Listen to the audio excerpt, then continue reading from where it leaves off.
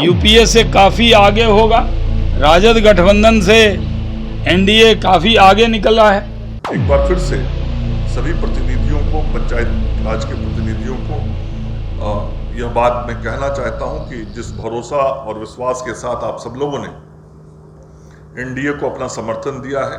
ठीक है कि हम बहुत ज्यादा सीटों पर जो उम्मीद थी उस पर हम नहीं खरे उतरे, लेकिन हमें जो मत मिला है वो भी हमें कम नहीं है।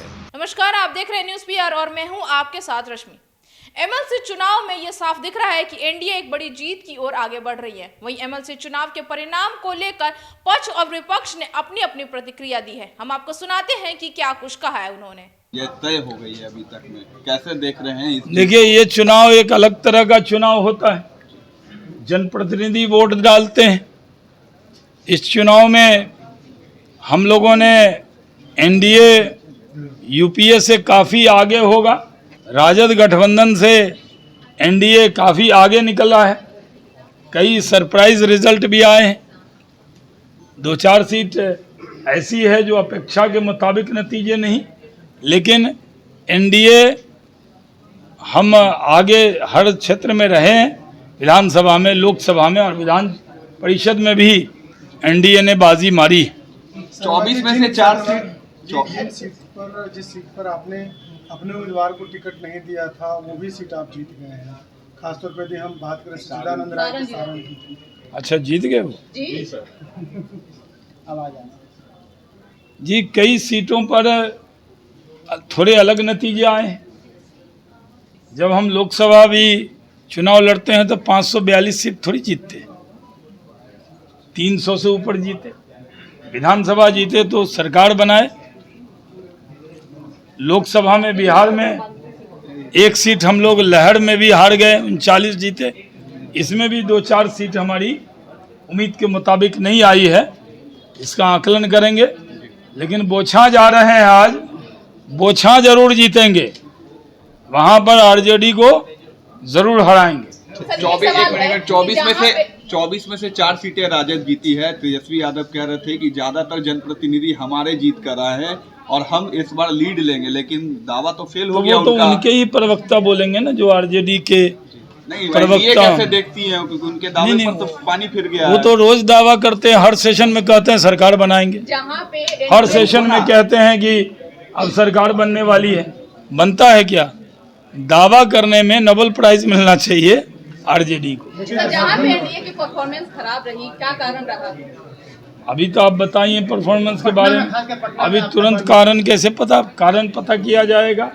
लेकिन एनडीए मजबूत है और मजबूती से आगे बढ़ता रहेगा।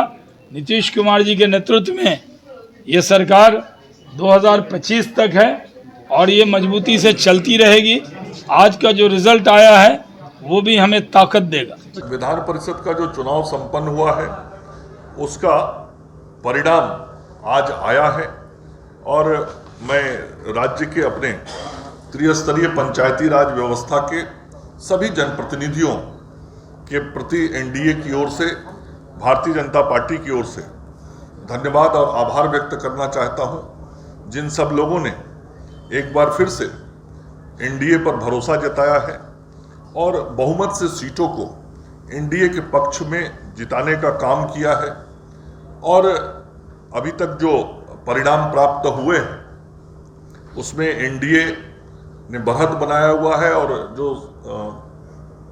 जिन सीटों पर बढ़त की जानकारी मिली है उन सीटों पर भी यदि परिणाम के रूप में हम देखते हैं तो एनडीए को एक अच्छी जीत त्रिस्तरीय पंचायती राज के प्रतिनिधियों ने दिलाया है।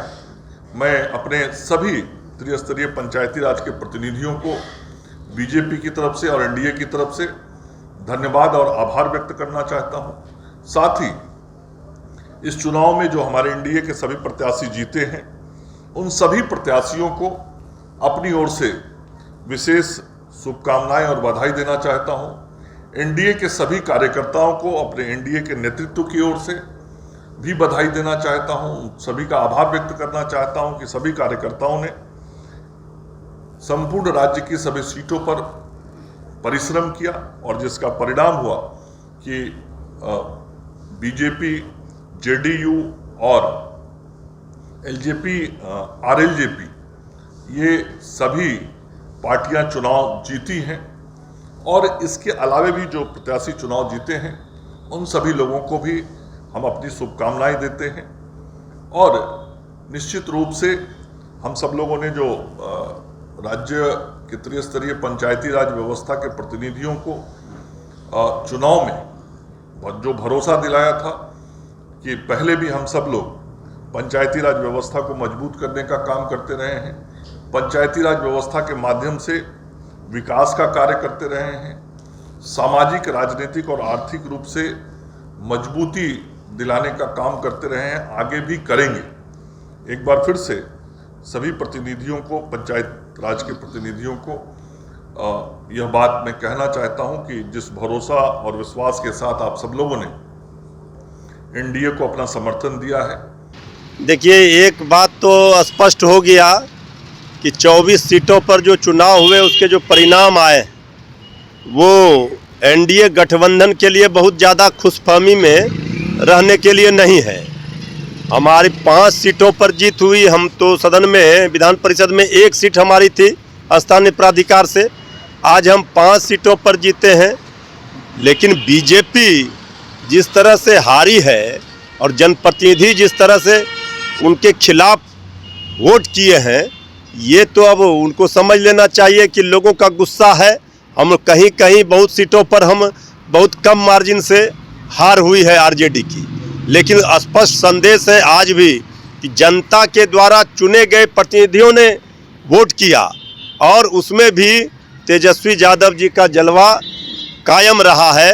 और आज भी सारे चीज़ों के साथ, धन बल तंत्र, सारे चीज़ों को लगाने के बावजूद एनडीए तेजस्वी यादव जी से मुकाबला उस रूप में नहीं कर पा रहा है। हम सीट जी, मुंगेर की जो सीट है जेडीयू के राष्ट्रीय अध्यक्ष यही हम वो हार गए हैं। यही हम कहना चाह रहे हैं कि अब तो सबसे बड़ा करारा झटका एनडीए को दिया है। पटना राजधानी की सीट, मुंगेर की सीट, और मुंगेर में राष्ट्रीय अध्यक्ष हैं जेडीयू के, जेडीयू फिर से तीसरे नंबर पर है।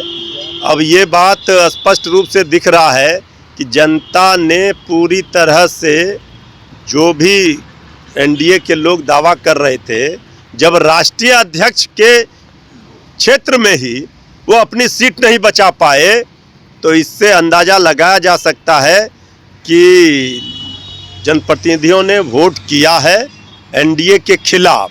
अब इसमें तो बहुत तरह की बात होती है, उसमें द्वितीय वरीयता और इसमें जो है नहीं मिल पाता है, उस कारण से जो है पिछड़ जाते हैं।